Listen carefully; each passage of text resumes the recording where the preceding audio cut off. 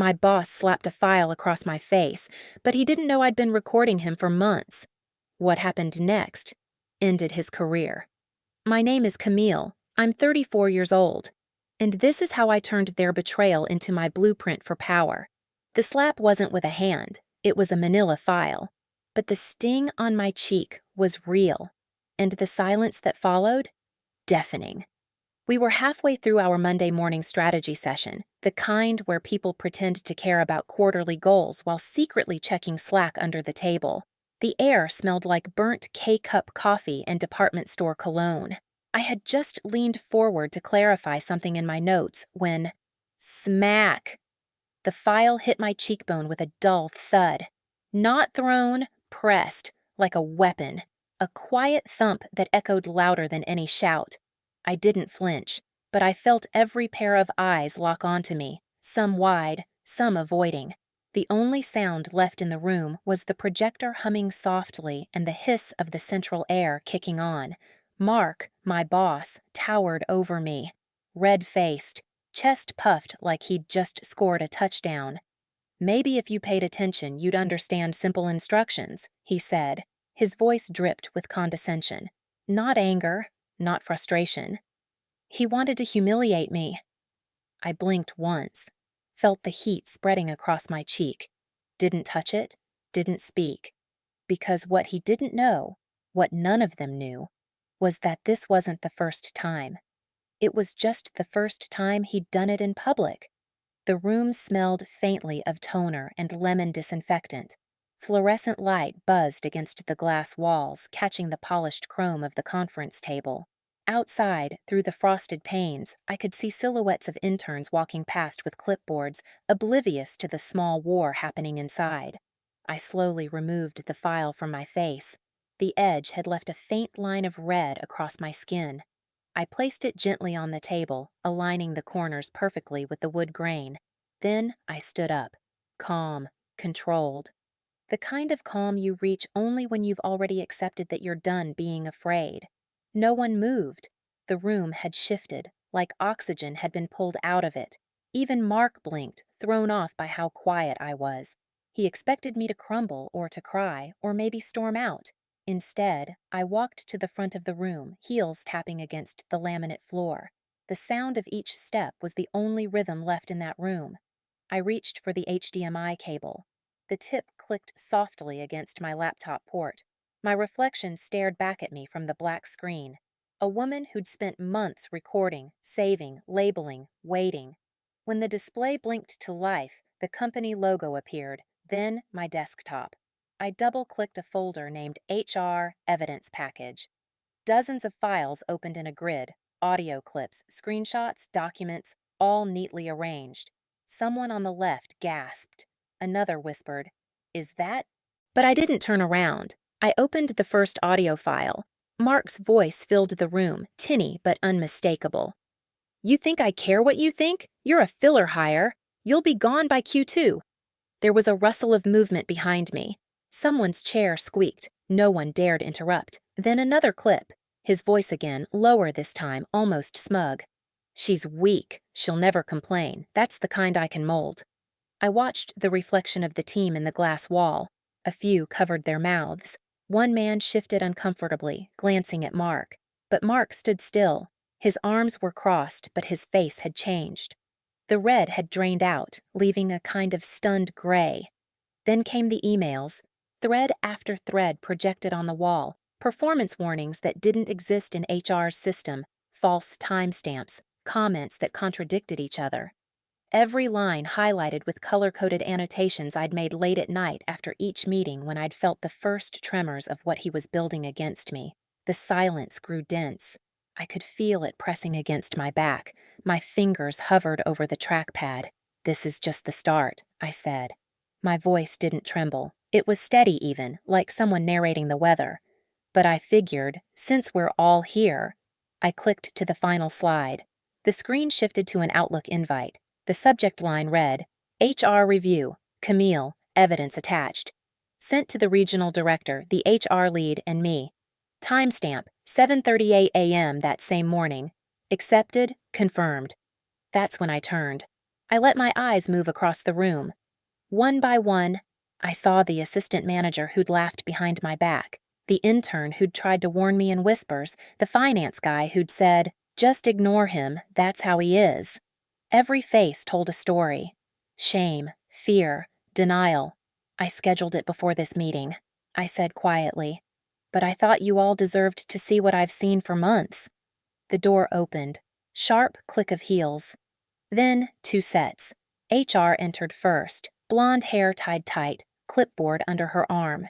Behind her was David, the regional director, holding a printed copy of my entire evidence file. His suit was perfectly pressed, but his jaw was tight. He looked directly at Mark.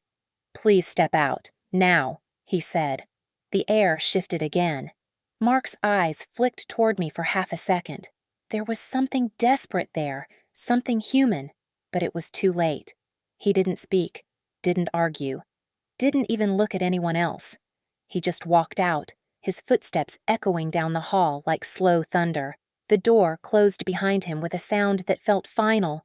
The room didn't exhale. It collapsed. Someone whispered, "Oh my God!" Another just sat back, staring at the floor. The projector fan kept whirring softly, filling the silence. I closed my laptop. The screen went black. My reflection looked calm, almost detached. In that moment, I realized how long I'd been holding my breath these past months. Every smirk, every whispered, "not good enough," every meeting where he used my work and took credit, it had all led here. This wasn't revenge born from rage. Rage burns fast. It leaves ash. This was something colder, cleaner. Planning had given me peace. I gathered my things slowly, letting the sound of my movements replace the noise no one else dared make. The faint click of my pen, the soft rustle of paper, my water bottle clinking against the laptop bag. When I turned toward the window, I saw my reflection again. But this time, the woman staring back didn't look small anymore. The light from outside hit her face differently. She looked steady, grounded. One of the team leads stood, stammering. "Camille, I didn't know." I looked at her, then at the rest of them. "You did," I said, not cruelly, just truthfully. "You all did." Her eyes dropped to the table. I walked toward the door. As I passed the projector, I reached over and switched it off. The sudden darkness made everyone blink. The hum stopped. The silence deepened.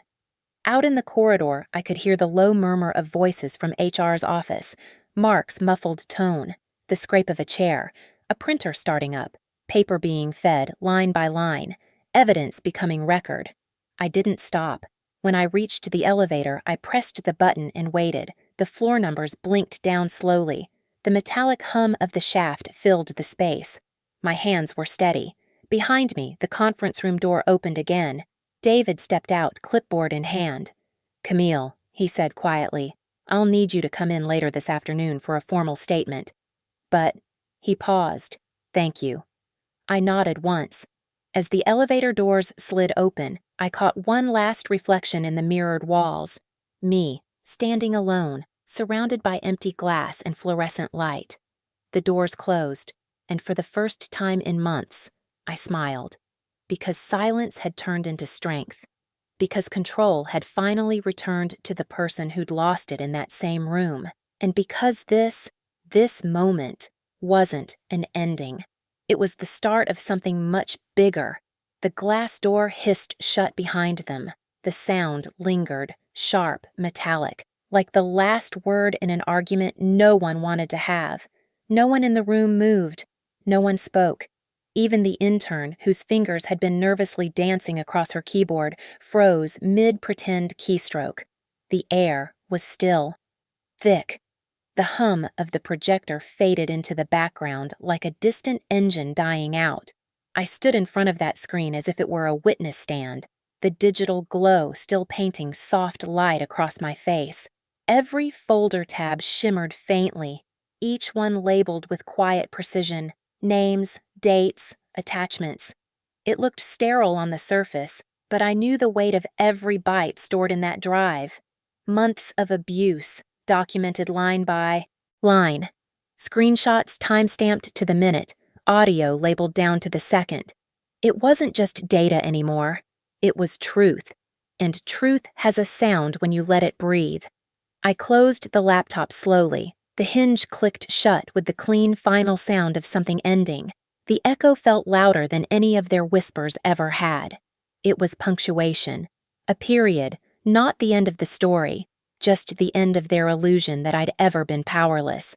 And yet, even then, they didn't say anything. Rebecca, the only other woman on the team, stared down into her coffee like she could find the right thing to say floating in it. Her knuckles had gone pale around the mug, the liquid trembling just slightly. Sean, our data analyst, had turned his monitor back on, but the reflection of the login screen told me he wasn't really working. And Phil, Mark's favorite, sat slack-jawed, blinking like he'd just realized the man he'd modeled himself after was a fraud. I didn't wait for an apology. I didn't need one. Words wouldn't matter anymore. What I had now wasn't sympathy. It wasn't vindication. It was leverage. The kind that doesn't evaporate when the meeting ends or when someone sends a "per my last email." The kind that lives in records, in servers, in carbon copies no one can delete without leaving a trail. The kind that burns through gaslighting like sunlight through frost. I gathered my things carefully, my pen, my notebook. The badge clipped to my laptop sleeve. The little details that used to feel like armor but had become evidence of endurance. My fingers brushed the edge of the manila file still on the table, the same one that had hit my cheek hours earlier. I didn't take it. I didn't need to. As I walked past them, I let my voice carry just enough for the whole room to hear. I'll be working from HR's office for the rest of the day. The words weren't loud, but they sliced clean through the still air. I watched heads turn slightly, watched them process the shift, how easily I'd stepped from target to authority. The hallway outside felt different. Not lighter. Clarity isn't light, it's sharp. Each fluorescent fixture hummed above me, the rhythm steady against the click of my heels. I could hear faint whispers already starting in nearby offices, a chair squeaking as someone leaned in to gossip, a phone being placed face down, the screen glowing. They didn't even try to hide it. But here's the thing people forget. When someone watches you endure humiliation and still walk tall, they don't pity you. They recalculate. They measure you differently. Fear and respect live right next to each other, and I didn't mind which door they knocked on first. By the time I reached HR, the tone had already changed. The chatter died down near the glass wall. Ashley, our HR manager, looked up from her desk. Her face was set, eyes steady, the kind of expression you wear when you're trying to stay professional in the middle of a storm. She stood up. "Camille," she said softly, "we reviewed everything. This is solid." The regional director was furious. "Not surprised," I said. My voice was even, controlled. She gestured toward a chair. "You'll be looped into the investigation and any disciplinary hearings moving forward, but they're fast-tracking it. I've never seen a case this organized." I nodded once. I didn't smile, didn't gloat. Inside, I felt only exhaustion, the kind that lives in your bones. Because no one ever sees the nights behind the moment, the sleepless hours when you question if you're the problem, the replaying of his tone in my head after every meeting, the trembling hands over the record button, wondering if this time was enough to count as evidence. I'd archived and labeled everything in a private Gmail folder under an alias I'd made months ago. Audio clips saved in triplicate, one on a cloud drive, one on a USB stick taped behind a drawer in my desk, one uploaded to an encrypted backup I'd taught myself to use after watching a YouTube tutorial at 2 a.m. Not because I loved the thrill of it, because I knew this day would come, and I refused to meet it unprepared. Ashley handed me a folder. Inside were papers that smelled faintly of toner and victory, a formal acknowledgement of my complaint, a printed summary of my evidence, and a temporary reassignment letter. The weight of it in my hands felt heavier than paper. It was policy. It was protection. It was proof that this wasn't just whispers anymore. I signed my name where she pointed. My handwriting shook slightly, not from fear, but from release. The quiet kind that comes after months of holding yourself together, The rest of the day moved like slow film. I sat in a smaller HR side office, typing notes, attaching documents, outlining everything for official review. My fingers moved on autopilot, the rhythm of the keys steady, the sound oddly grounding. Through the glass wall, I saw colleagues walking by slower than usual. Some looked at me directly, some didn't. Their faces carried the look people wear when they've witnessed power shift and aren't sure where to stand next. But I didn't hide. I didn't shrink. I belonged there.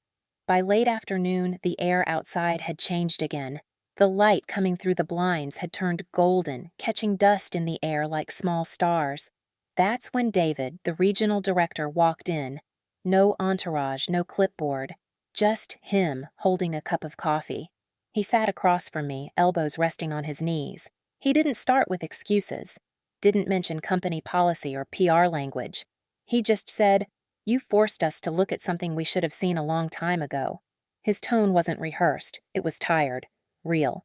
Then he added, quieter, "We're going to fix this. All of it." There was something in his voice I hadn't heard from anyone here before. Accountability. I didn't thank him. I just nodded. Because the truth didn't need his validation. It just needed acknowledgement. And that's when it hit me. I hadn't just exposed Mark. I'd exposed the rot that let him grow. The system of subtle dismissals. Those jokes in the break room. The whispered, "Don't take it personally." The hollow compliments meant to silence. Every small silence that built the stage he'd performed on. When I finally left that day, the office was quieter than usual. I passed the conference room, empty now, the glass reflecting faint shadows. The chair I used to sit in was turned toward the wall. Maybe someone moved it. Maybe no one wanted to sit where I had. Either way, it looked like exile. I stopped at the door for a moment, watching the reflection of the city lights outside flicker against the glass. My reflection overlapped the skyline for a second, one small figure against hundreds of glowing windows. I smiled.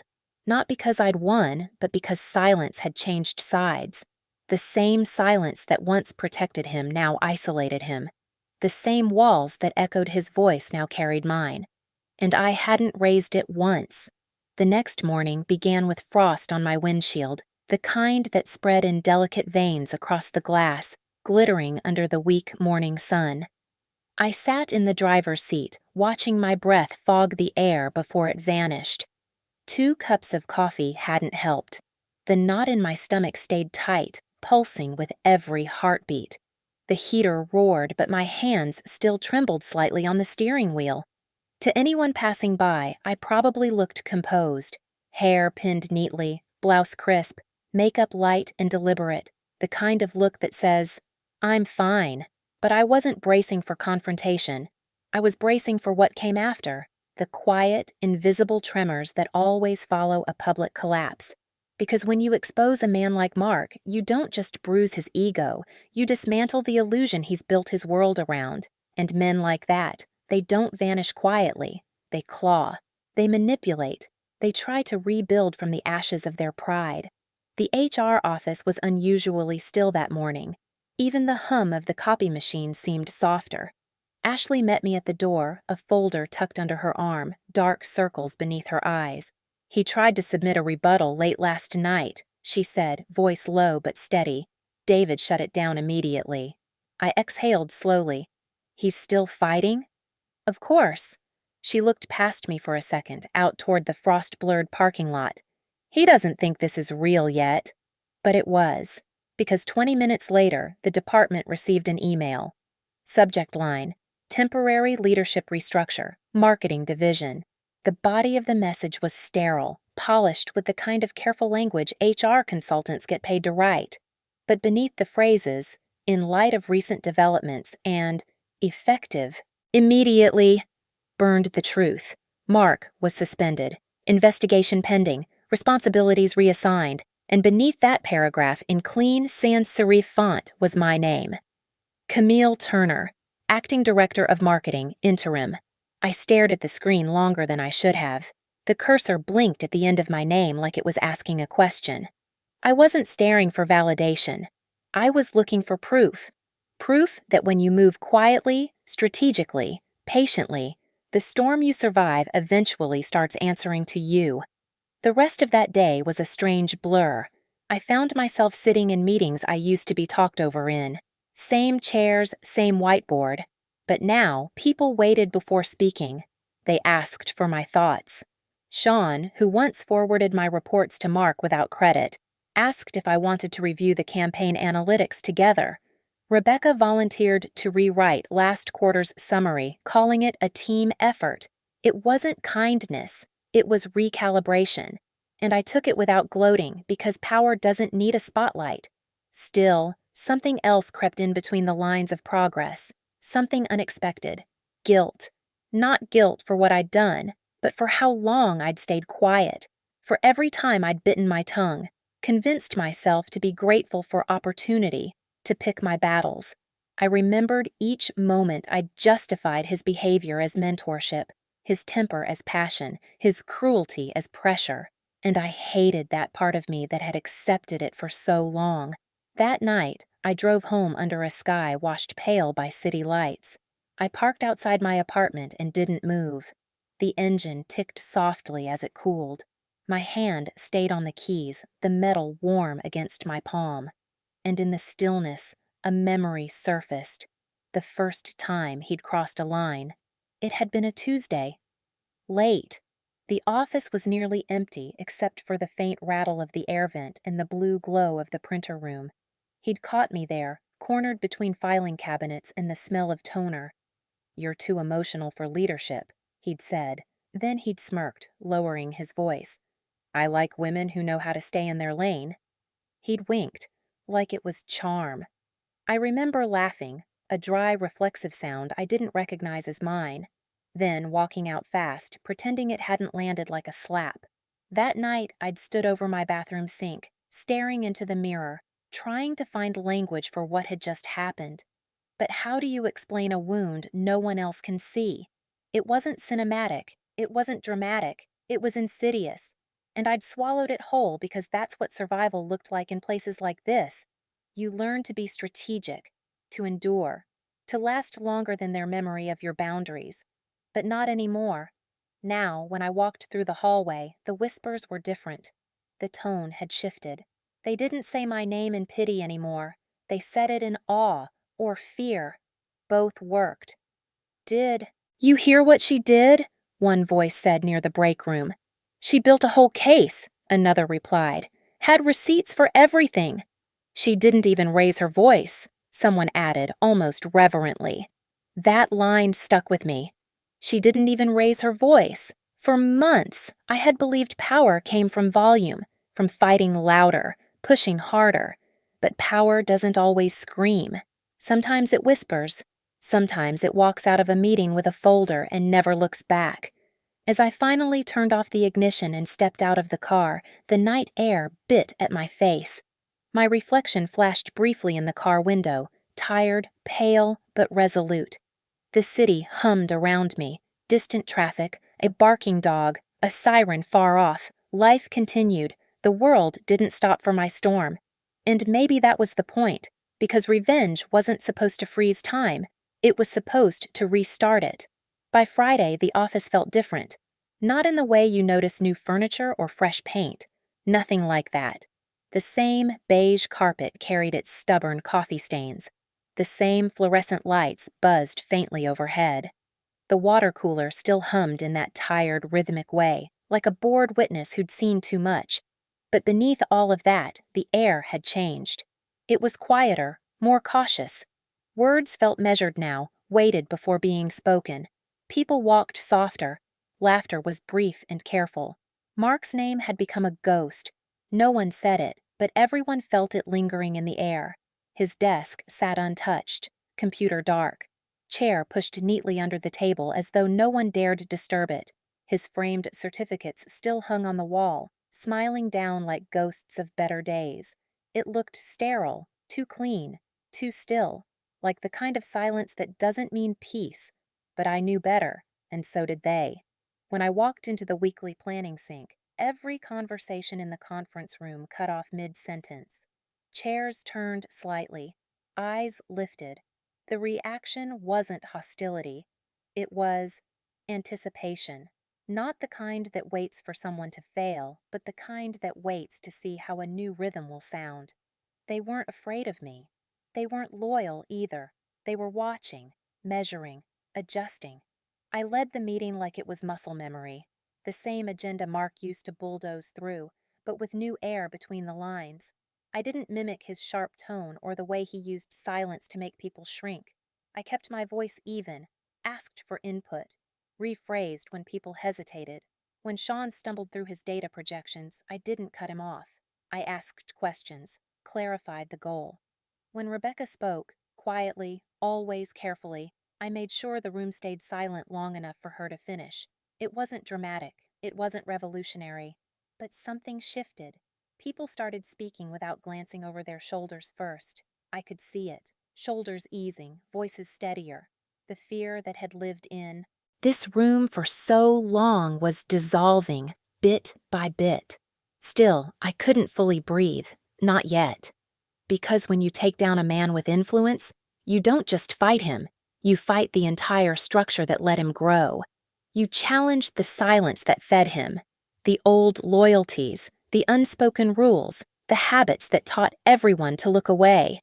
And that kind of battle doesn't end when an email goes out. That afternoon, my inbox chimed. A subject line appeared that made me freeze. Follow-up, confidential, from Rebecca. I hesitated before clicking. Rebecca never sent personal emails. She was the kind who existed quietly on the edges, always polite, never confrontational, surviving through invisibility. Her message was short. I just wanted to say, thank you. You did something I couldn't, and I have something to show you, if you're willing to meet. I stared at the words for a long moment. My pulse quickened, not from fear, but from instinct. The kind that tells you something hidden is about to surface. I closed my laptop and made my way to the south stairwell. It had always been the quietest spot in the building. No cameras, no curious ears. Just the faint hum of HVAC vents and old safety posters curling at the corners. The fluorescent light flickered slightly, bathing the concrete steps in a dull glow. Rebecca was already there, clutching a small flash drive between her fingers. Her expression was tight, unreadable. She didn't say much at first, just extended her hand. The gesture was quick, nervous, like she was handing off something radioactive. "What is this?" I asked. She swallowed, eyes flicking down. "Chats. Between him and upper leadership. From before you joined. They knew." For a second, I forgot how to breathe. She took a shaky breath. "I saved them because I thought one day I'd use them, but I never had the guts." Her eyes glistened, but her voice didn't break. "You did." I didn't know what to say, so I just nodded. "Thank you." She gave a small, uncertain smile. "Don't thank me. Just use it." I didn't hug her. It didn't feel like that kind of moment. It felt like two soldiers meeting between trenches, exchanging intel under the sound of distant fire. No victory, no sentiment. Just understanding. That night, I sat in my apartment, laptop open, the flash drive plugged in. The screen glowed faint blue against the dark. My hand hovered over the folder labeled Archive. When I clicked it open, lines of chat logs filled the screen.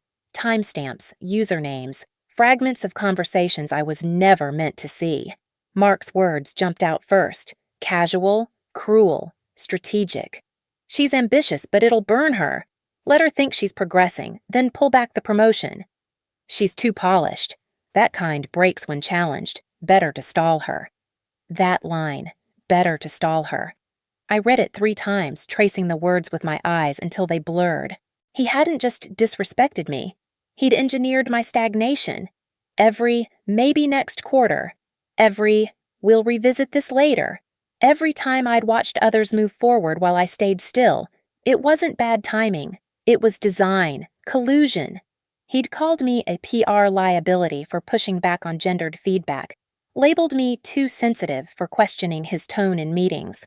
Behind closed doors, he'd weaponized my professionalism, made it sound like fragility, and they'd let him. I sat there for hours, scrolling through evidence of every door that had been quietly closed in my face. Each message was another weight lifted and replaced by something sharper. Clarity. I opened a new folder, named it Addendum B. All weekend, I built, organized, cross-referenced. I matched chat timestamps with HR memos, with denied approvals, with bonus adjustments that suddenly made sense. I mapped every thread into timelines so precise that not even corporate legal could spin them. Each section had supporting documentation, screenshots, PDFs, archived policy codes. I embedded Equal Employment Opportunity Commission language line by line, knowing exactly which words made executives sweat. By Sunday evening, the folder was airtight. I stared at it on my desktop, the icon glowing faintly like a fuse. Monday morning, I walked into HR with the same calm I'd carried into that conference room weeks earlier. Ashley looked up when I entered, eyes widening slightly when she saw the flash drive in my hand. She motioned for me to close the door. I slid it across the desk. Addendum B, I said. She clicked it open, scanning quickly, her lips parting as she read. After a minute, she looked up at me. This changes everything. Her tone wasn't dramatic. It was reverent. Good, I said quietly. It should. Because this wasn't about revenge anymore. It was revelation. What had started as one slap with a manila file had turned into a mirror, one they couldn't avoid. A reflection of the rot they'd allowed to grow in the cracks of their culture. The same culture that taught me to stay small, stay grateful, stay silent. I wasn't cleaning up a mess. I was rewriting the rules. I didn't walk into that final meeting to fight. I walked in to finalize. The HR boardroom had been rearranged since the last time I'd sat there. No long rectangular table this time. No glossy screen humming in the corner. Just a round table, 4 chairs, a stack of folders, and air so still you could hear the fluorescent lights buzz overhead. They'd chosen that shape for a reason, to make it feel equal, conversational. But I knew better. It wasn't a discussion. It was a burial. For Mark. For the silence. For every unspoken rule they thought would protect them forever. David was already seated when I entered, his suit perfectly pressed, expression neutral. Ashley sat beside him, her usual clipboard replaced with a single manila folder. 2 other regional HR reps flanked the room, their legal pads open, pens poised but not moving yet. The smell of fresh coffee drifted faintly from the corner of the room, untouched, cooling. I closed the door behind me and crossed the carpet quietly. My heels didn't echo. They landed with deliberate calm. When I sat down, I didn't touch the folder in front of me. I just looked at them, one by one. David cleared his throat first, glancing at Ashley before he spoke. "Before we begin," he said, voice low but steady, "I want to make this clear. Camille, what you've brought forward, it's not just evidence, it's a record of how far we let things slide." The words landed heavy. For once, no one rushed to fill the silence after them. Ashley's fingers tightened slightly around the folder before she opened it. Inside was a document stamped with the company's letterhead. She slid a copy toward me. I didn't pick it up right away. David leaned back. "This is Mark's official termination notice." The air seemed to shift. Even the fluorescent hum softened. Ashley's voice followed, quiet but certain. "Effective immediately. His severance has been revoked, all references voided, and," she turned the page so I could see, "cause listed as workplace misconduct, retaliation, and discriminatory behavior." The bold text at the top burned itself into my memory. The words looked almost too clean for the chaos they represented. I finally reached out and lifted the paper. The edges were sharp. The ink still smelled faintly of toner. I read every line slowly, every clause, every signature, every piece of legal phrasing that meant his power was gone. When I reached the end, I didn't smile. I didn't cry. I just nodded. David exhaled softly. "There's more," he said. "We've had discussions with upper leadership. We'd like to offer you something permanent, the full director position. Not interim, not acting." For a moment, my mind went silent. I blinked once, twice. Not from shock, but from the strange quiet that follows vindication. I looked at him, then at Ashley, who was watching me with something almost like pride. They finally saw it, the weight I'd been carrying, the nights I'd spent documenting every insult, every manipulation, every quiet theft of dignity. "I'll think about it," I said. My voice didn't waver. It was steady, final, and I meant it. Because revenge wasn't about replacing someone else's seat. It was about reclaiming the choice to walk away. Or not. After the meeting, I stepped back into the hallway. The office looked the same, but it felt like someone had turned the gravity down. People glanced up when I passed. No one looked away anymore. Some smiled, some nodded. Not the forced kind of smiles that come from obligation, but real ones, respectful, wary, balanced. Rebecca passed me near the copy room. Her hair was pulled back, her eyes brighter than I'd seen before. She leaned in just enough to whisper, "Heard about the offer. You earned every inch of it." I smiled, small, grateful. "Thanks," I said. When I reached Mark's old office, I stopped. The nameplate had already been removed, leaving behind a faint rectangle where the metal had once shined. The blinds were half closed, sunlight striping the carpet. I pushed the door open. The room was stripped bare, desk empty, bookshelves cleared. A few paper clips scattered like crumbs of a vanished empire. I stepped inside and closed the door behind me. The air felt different in there, thicker, stale, tinged with the faint scent of aftershave and printer ink. I stood for a long moment, letting the silence settle. It didn't smell like victory. It didn't even smell like closure. It smelled empty, like arrogance had finally burned itself out. I reached into my bag, pulled out the printed termination letter, and placed it dead center on his desk. The paper lay flat against the smooth surface, the bold header catching the light. For a heartbeat, I imagined him standing there, red-faced and furious, reaching for it, and realizing there was nothing left to reach for. Then I turned and left without looking back. The hallway outside felt brighter than it had in months. The hum of conversation was softer now, lighter. Someone laughed near the break room. The sound didn't sting anymore. It sounded human again. Later that week, the company newsletter landed in everyone's inbox. The subject line read, "Leadership Highlight." When I opened it, my photo filled the top banner. A professional shot taken months ago, back when I still thought survival meant invisibility. Below it, a short paragraph. My new title. A quote they'd asked me to provide. They hadn't wanted anything too emotional, just something inspiring. I gave them exactly what they asked for. "She stole my story. I rewrote the ending." The sentence sat neatly between my headshot and a company logo that suddenly looked small beneath it. Because that's what it was. He had tried to define me by weakness. I defined him by consequence. And when it was all over, I didn't scream. I didn't beg. I didn't celebrate. I just won. The victory wasn't loud. It didn't echo through hallways or trend on LinkedIn.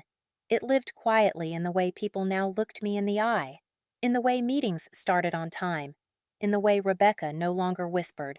He had slapped a file across my face, and I had filed the truth across his career. And in that symmetry, there was peace. If this story struck a chord, hit like, subscribe, and tell me what you think in the comments.